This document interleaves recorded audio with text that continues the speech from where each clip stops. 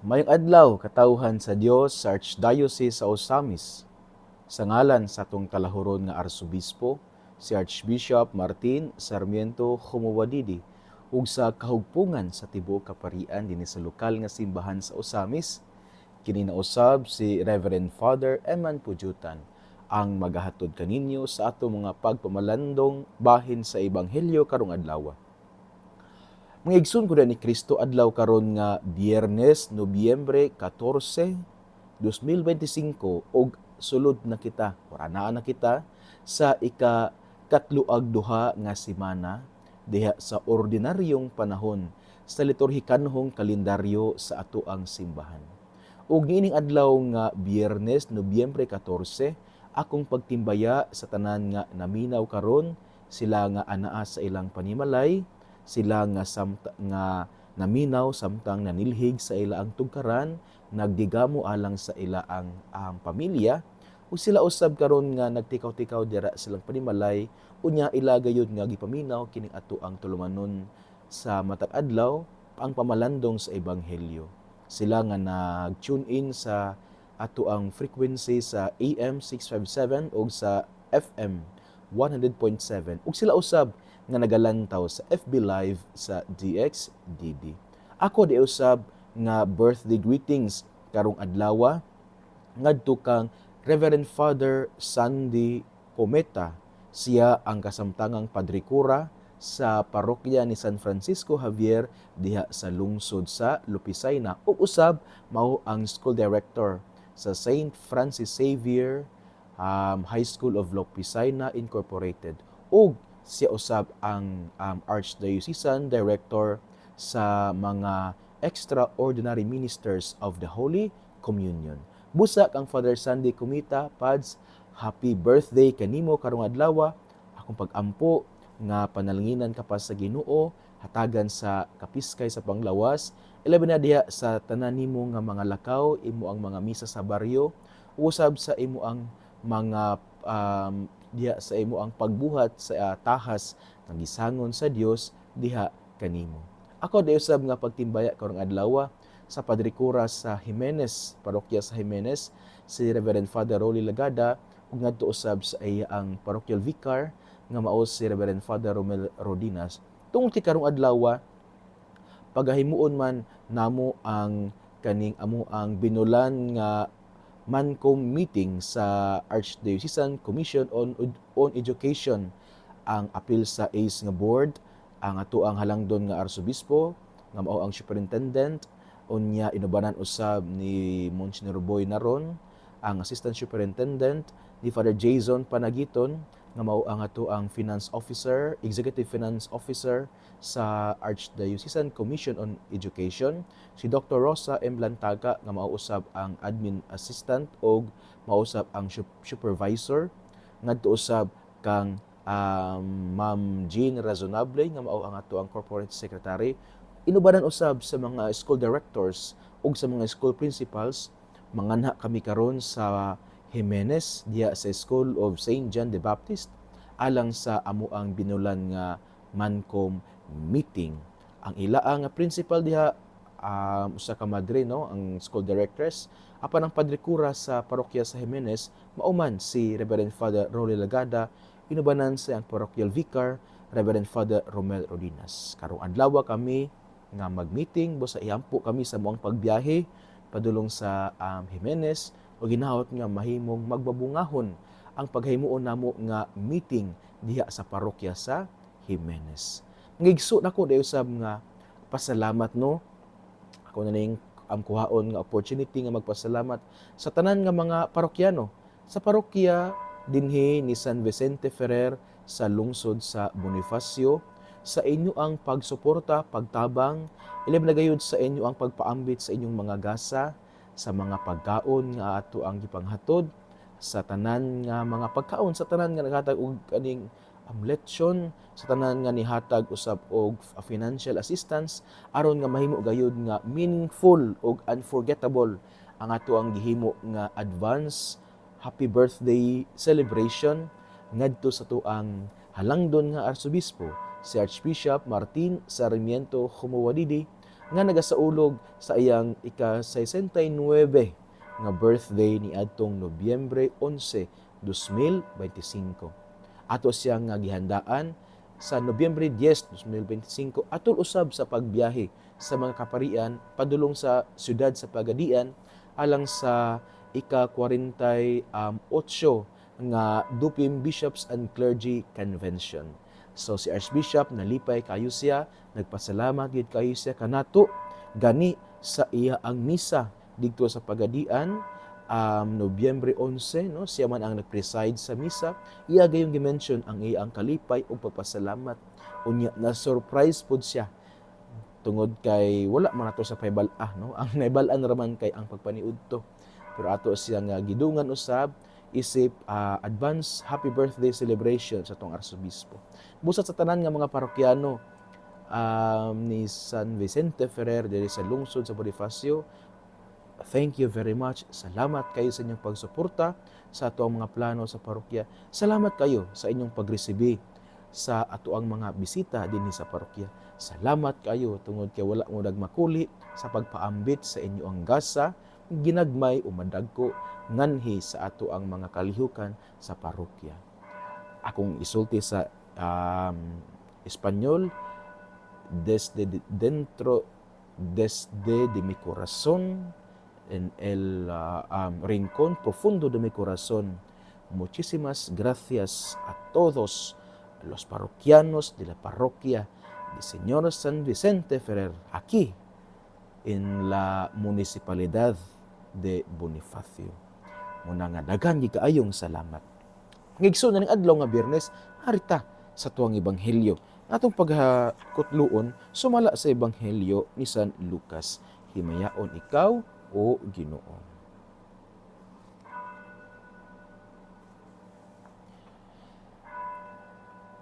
Si Jesus miingon sa iyang mga tinun-an, ingon sa nahitabo sa panahon ni Noe, mausab unya ang mahitabo inigabot sa anak sa tawo. Nagpadayon ng tanan pagpangaon og pagpanginom, ug nagminyuay ang mga lalaki ug ang mga babayi hangtod sa adlaw sa pagsulod ni Noe sa arka. Unya miabot ang lunop ug milaglag kanilang tanan. Mahisama usab kini sa panahon ni Lot. Ang tanan nagpadayon pagpangaon ug pagpanginom, pagpamalit o pagpamaligya, pagpamnanom o pagpamuhat og balay. Sa adlaw sa pagbiya ni Lot sa Sodoma, ang kalayo ug asupre miulan gikan sa langit ug milaglag kanilang tanan. Mausab unya kini ang mahitabo sa adlaw nga ipadayag ang anak sa tawo. Ang atuwa sa ibabaw sa atop sa iyang balay ni adtong adlaw kinahanglan nga dili manaog ug mosulod sa iyang balay aron pagkuha sa iyang mga kabtangan. Ang atuwa usab sa iyang uma kinahanglan nga dili mo pauli sa iyang balay. Hinumdumi ninyo ang asawa ni Lot, ang maninguha pagluwas sa iyang kinabuhi, mawad-an hinuon niini. Apan ang magwagtang sa iyang kinabuhi, magluwas niini. Ni adtong gabiuna, may duha ka tawo nga magdulog sa higdaanan, kuhaon ng usa ug ang usa ibilin.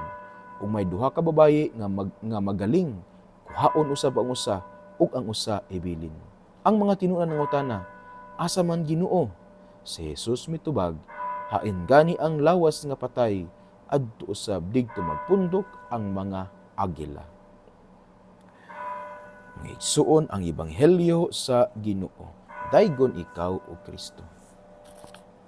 Ngigsuon ning adlaw nga Biyernes, ang atong ebanghelyo atong gikutlo sumala sa ebanghelyo ni San Lucas kapitulo 17 unya bersikulo 26 hangtod sa 37. Diin kita gipahinumduman ni Jesus nining nindot nga ebanghelyo may tungod sa pagpangandam. Kay matud pa diri na ay duha ka mga events diya sa Biblia, mga biblical events nga gimension si Jesus. Una, katong event nga na-involve si Noe nga mao ang dakong lunop. Ikaduha, katong event usab sa panahon ni Lot, katong paglaglag sa Sodoma ug sa Gomorra. Unya kani siya nga mga events ato man siya nga masum up nga gineglect gayud sa mga tawo ang giingon nga pagpangandam. Unsa may andamon? Andamon ang kaugalingon pinaagi diha sa pagbag-o sa mga binuhatan. Kaya ang mga tao na itong panahon na nagpadayon man sila sa ilang normal nga binuhatan. Unya, kung ato paging susihon ang mga istorya sa duha ka biblical events, nagpadayon sila sa ilaang sa ilang pagpakasala. Wa sila naminaw diya sa pulong sa Ginoo. Wa sila naminaw sa imbitasyon sa Ginoo nga magbag-o. Gumikan niini, wa gid sila gapangandam ug sa panahon sa pag-abot sa lunop sa panahon ni Noe, ulahi na gid ang tanan. Kay niingon man sila, Noe, pasudla kami. Pero si Noe ning balibad, kay kung abrihan pa niya ang portahan sa arka, silang tanan. Apil na silang Noe o katong mga hayop nga gipasulod sa arka, mamatay. Unya sa panahon usab ni Lot, di na gyud matabang o pagpangandam kay ulahi na gid ang tanan mga igsuon. Apan niining pagpangandam mga igsuon, napay mas dako nato nga hatagan og pagtagad aron gayud kita makaingon nga nakapangandam gayud kita sa atong kaugalingon. Unsa man, sa panahon ni Noe ug sa panahon ni Lot, ang pinakauna gayud nga sayop nga nabuhat or ang kanabitaw sa imbitasyon sa Ginoo nga sila maghinulso sila ilang mga sala. Ang wa gid nila nabuhat magayud ang pagpaminaw. Yes, nakadungog sila sa invitasyon sa Ginoo. Sa panahon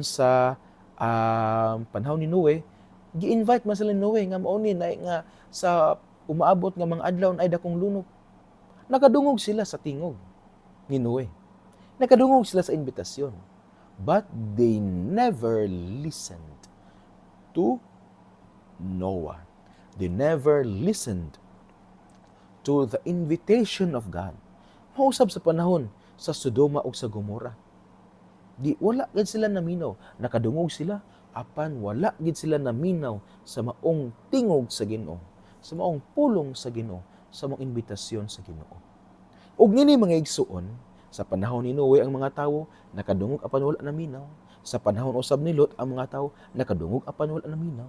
In other words, mga igsoon ko ni Kristo, we can prepare ourselves or we can best prepare ourselves if we learn the art of listening. Ato gayud nga maandam nato ang atong kagalingon kung makaantigo kita sa pagpaminaw. Ano man, kay through listening, makahibalo ta ba unsay andamon sa atong kagalingon. Kung maminaw ta, makahibalo gid ta unsay andamon sa atong kagalingon. Besides, kung maminaw ta, we really give our full self. Full nga dili nga full nga buang apat FULL diya sa kanang paghatag nato sa tuang atensyon, full nga attention diya sa atong nadungog. Because na may difference between hearing and listening. We can hear many voices, but we can only listen to one. Meaning to say, nga ma-focus nato ang ato ang kaugalingon diya sa unsay atong gipaminaw. And that's what the people in the time of Noah and the time of Noah and in the time of Lot, nga wala gid nila nabuhat. Nakadungog lang sila, but they never listen. Og muni ang unang imbitasyon mga igsuon nining adlaw nga Biyernes, Nobyembre 14, hinaot kita maantigo sa pagpaminaw. Dili lang kay makadungog, apan maminaw. Kung moingon gitag maminaw, focus ta sa unsa atong gipaminaw, atong sabton unsa atong gipaminaw ug ato ang ipasulod sa atong kasing-kasing unsa gayud ang ato ang gipaminaw. Kay kung dili nato ni buhaton, we can never prepare ourselves. Dili kita makaandam sa atong kagalingon kung dili kita muantigo diya sa pagpaminaw. And when we listen through our heart. Pinaagi sa atuang kasing-kasing. Why? Ako gining hatagan og emphasis nga maminaw kita pinaagi sa atuang kanabitaw kasing-kasing. Kay ang ato magong kasing-kasing, dili manggod isabwag sa Ginoo ang iyang pulong. Remember Luke chapter 8 verses 4 to 15, the parable of the sower. Naiupat ka mga yuta diin gisabwag ang liso. Nya gi-interpret ni Jesus nga ang liso nga gisabwag mao ang pulong sa Ginoo ug ang yuta mao ang kasing-kasing. Meaning to say nga ang pulong sa Ginoo isabwag sa atong kasing-kasing ug ato ning mapalambo kung kita maminaw through our heart. Muna nga migsun una gayud nga imbitasyon karong adlaw, maminaw kita pinaagi sa atong kasing-kasing. Kay niani lamang nga paagi na kung maminaw kita pinaagi sa atong kasing-kasing, then ato gayud nga maandam ang atuang kaugalingon. Remember, if we fail to prepare ourselves, then we prepare ourselves to fail. Kung dili kita, kung napakyas kita diya sa atong pagpangandam, then nangandam kita aron mapakyas. If we fail to prepare ourselves, then we prepare ourselves to fail. Importante gini maminaw through our heart aron kita makapangandam. Second nga invitation mangigsuon kundiya ni Kristo, kini nga ebanghelyo naghisgot sa mahitabo sa katapusan, no? Nga mobalik gid ang Ginoo, certain nga mobalik ang Ginoo, unya mura pod siya na tone sa kahadlok tungod kay ang duha kuha ag usa aron usa ray mabilin, unya kung atong balikon usab ang istorya sa panahon ni Noe, lunok man to. Unya atong balikon usab ang istorya sa panahon ni Lot, kuya man to kay nag-ulam man to asupre, kahadlok ayo kana bitawng terribly kaayo nga mga panghitabo daw makahatag og kahadlok. But the second invitation for us is not to fill ourselves with fear sa ebanghelyo nga atong gibasa, but to fill ourselves with hope. Let us not focus on the negative events, but on the message nga naagi pa maagi aron maluwas kita sa Ginoo. Kung mo-focus kita sa lunop sa panahon ni Noe, hadlok. Kung mo-focus kita sa pag-ulan sa asupre sa panahon ni Lot, hadlok. Pero atong duman na there's always an invitation of God na kita maluwas. Sa panahon ni Noe, na may invitation. Sa panahon usab ni Lot, na po invitation na magbag-o aron maluwas. Dira ata mo focus. And so, we fill ourselves with hope. Samo ang bag-o nga natapos nga Dupim Convention, no? Nagsugod kami ni atong November 10 hangtod kaghapong adlaw, November 13. Hindot kayo tungod kay ang tema mao is that Dupim Clergy, Missionaries of Hope. Nga importante gayud nga we fill ourselves with hope. Kaya kung naamagod tayo paglaom sa itong kagalingon, then we can navigate through the storms, through the waves of unfavorable circumstances. Nga misag dili kaayo maayo ang sitwasyon, kita gayud makalabang niini kung naatay paglaom. Bisag dili kayo maayo ang hitabo sa itong kinabuhi, kita makalabang niini tungod kay naamantay paglaom. Makakita gyapon ta og kahayag, makakita gyapon ta og pamaagi unsa nato ni sa pagsulbad, makakita gyapon ta og kusog aron kita maatong ma-overcome kining seemingly humongous walls of problems or challenges that nga anaa sa atuang atubangan. Missionaries of hope. Pero we can fill ourselves with hope kung kita usab connected kita kang Kristo. Kay si Kristo man ang atoang paglaom. Christ in us is our hope of glory. So the second point, the second invitation for today is to fill ourselves with hope as we connect ourselves in Christ. Or, atong i-reformulate, ato lang nga mapuno nga itong kagalingon sa paglaom kung kita connected kita kanunay diha kang Kristo. So dili kita mahimulag kang Kristo.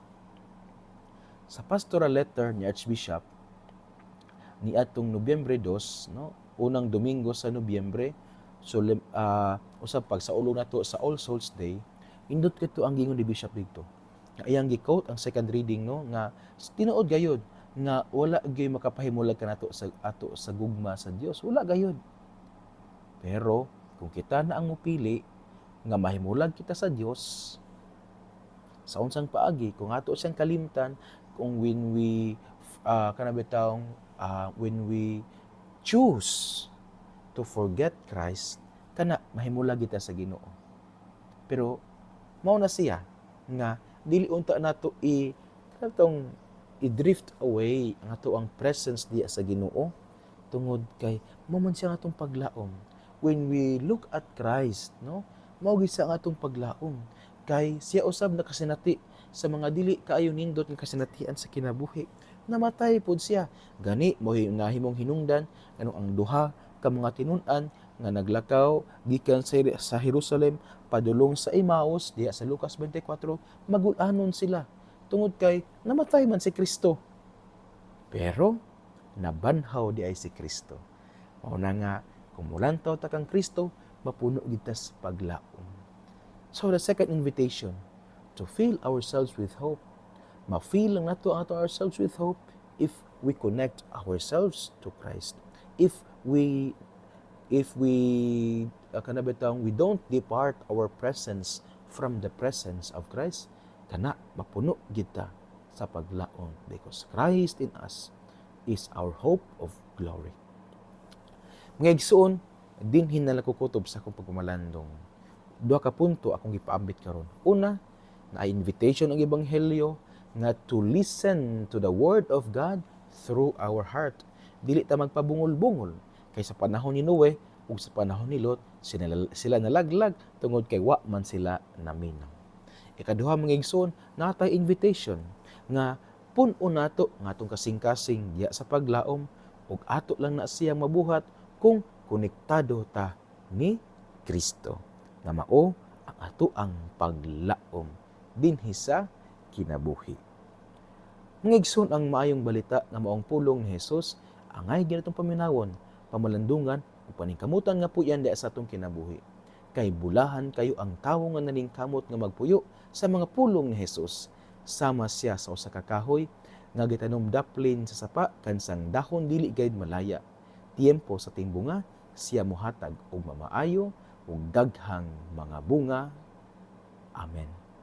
Uban sa pangiliya sa itong mahal nga inahan, nagisangpit natong mga misa-miso nga berhen sa kuta, ang Dios unta magapanalangin kaninyo kanunay sa ngalan sa Amahan ug sa Anak ug sa Espiritu Santo. Amen. Mag-amping mayong adlaw. Que Dios les siempre bendiga.